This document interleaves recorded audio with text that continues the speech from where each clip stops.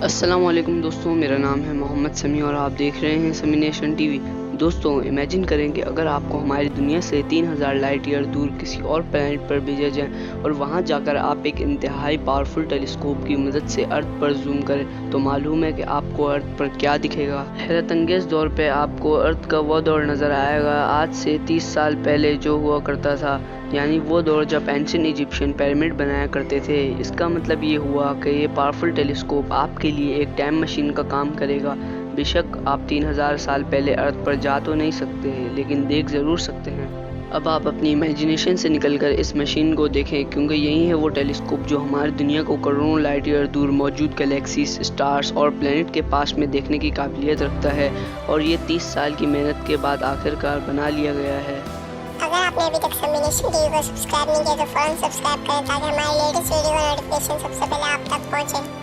दोस्तों, ये telescope NASA के साइंटिस्ट पिछले 30 साल से बना रहे हैं, जिसको आज जेम्स वेब स्पेस टेलीस्कोप का नाम दिया गया है। इस पर तकरीबन $10 बिलियन या फिर 75,000 करोड़ रुपए खर्च करके बनाया गया है। ये दुनिया का सबसे पावरफुल टेलीस्कोप है और इस वजह से इसको बहुत से साइंटिस्ट टाइम मशीन का नाम भी दे चुके हैं। दोस्तों, अब बात आती है कि ये टेलीस्कोप करोड़ों अरबों साल पहले पास्ट में कैसे देख सकेगा।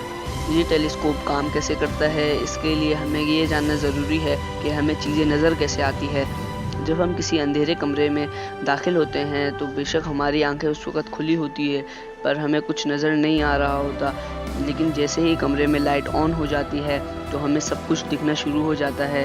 इसका मतलब ये हुआ, जब कमरे में अंधेरा था तो वो चीज़ें वहीं मौजूद थी, लेकिन हमें नज़र नहीं आ रही थी। लेकिन लाइट्स ऑन होने के बाद जब लाइट उन तमाम ऑब्जेक्ट से रिफ्लेक्ट होकर हमारी आंखों पर पड़ी, तब हमें सब कुछ दिखना शुरू हो गया। यानी हमारे किसी भी चीज़ को देखने के लिए लाइट बहुत ज़्यादा इंपॉर्टेंट होती है। लाइट जो कि 3 लाख किलोमीटर पर सेकंड की स्पीड से ट्रेवल करती है, तो उसे कमरे में फैलने में ज़रा सी भी देर नहीं लगी होगी।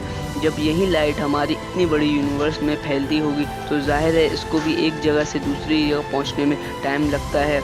चांद और अर्थ के दरमियान तकरीबन 3,84,000 किलोमीटर का फासला है। सूरज की रोशनी चांद से टकराकर जब अर्थ तक पहुंचती है तभी हमें चांद नज़र आता है, और ये रोशनी चांद से अर्थ तक पहुंचने में 1.25 सेकंड लगाती है। इसका मतलब ये हुआ, जो चांद हम देख रहे होते हैं वो असल में चांद का 1.25 पुराना वर्जन होता है। दूर जो तारा चमकता आप देख रहे हैं, ये सैटर्न है, जो हमारे सोलर सिस्टम का प्लैनेट है। अर्थ से लेकर सैटर्न तक का फासला तकरीबन 160 करोड़ किलोमीटर है। लाइट जो कि 3 लाख किलोमीटर पर सेकंड की स्पीड से ट्रेवल करती है, इसको सैटर्न से अर्थ तक आने में पूरे 5,333 सेकंड लगते हैं, या 1.5 घंटा लगता है।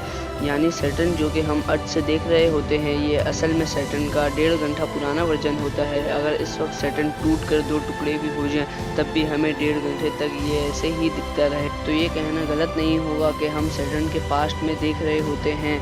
तो जेम्स वेब टेलीस्कोप इतना पावरफुल है कि अगर इसको चांद पर रख दिया जाए और अर्थ पर किसी छोटी सी कैंडल लाइट पर जूम किया जाए तो वो उसे भी देख सकता है। इंफ्रारेड लाइट वो है जो इंसानी आंखें भी नहीं देख सकती और ना ही हबल टेलीस्कोप डिटेक्ट कर सकता है, लेकिन ये जो जेम्स वेब स्पेस टेलीस्कोप है ये इंफ्रारेड लाइट को भी डिटेक्ट कर सकता है, और ये इसकी सबसे बड़ी काबिलियत है।